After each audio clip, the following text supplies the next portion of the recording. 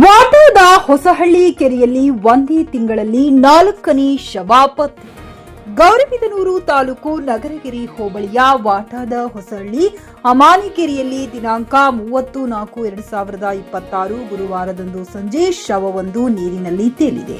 ವಾಟಾದ ಹೊಸಹಳ್ಳಿ ಗ್ರಾಮ ಪಂಚಾಯಿತಿ ವ್ಯಾಪ್ತಿಯ ಕೋಟಗಡ್ಡಿ ಗ್ರಾಮದ ನಿವಾಸಿಯಾದ ರಾಮಚಂದ್ರಪ್ಪ 50 ವರ್ಷ ಎಂದು ತಿಳಿದುಬಂದಿದೆ.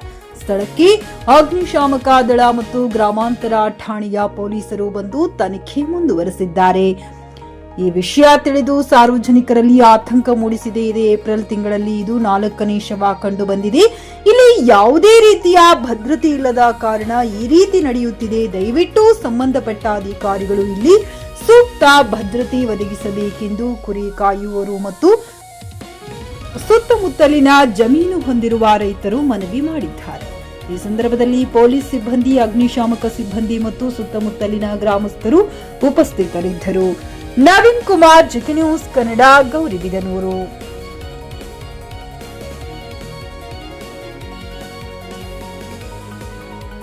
ಖರೀದಿಸುವ ಪ್ಲಾನ್ ಇದ್ದೀರಾ?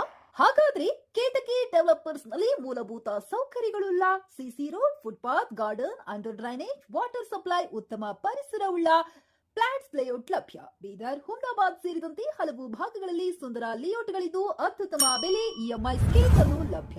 ಹಾಗಿದ್ರೆ ತಡೆಯಾಕೆ? ಹಿಂದೆ ಸಂಪರ್ಕಿಸಿ 7676474747 ಎಂಡಿ ಸಂಗಮೇಶ್ ಚಿದ್ರಿ, ಹುಮ್ನಾಬಾದ್.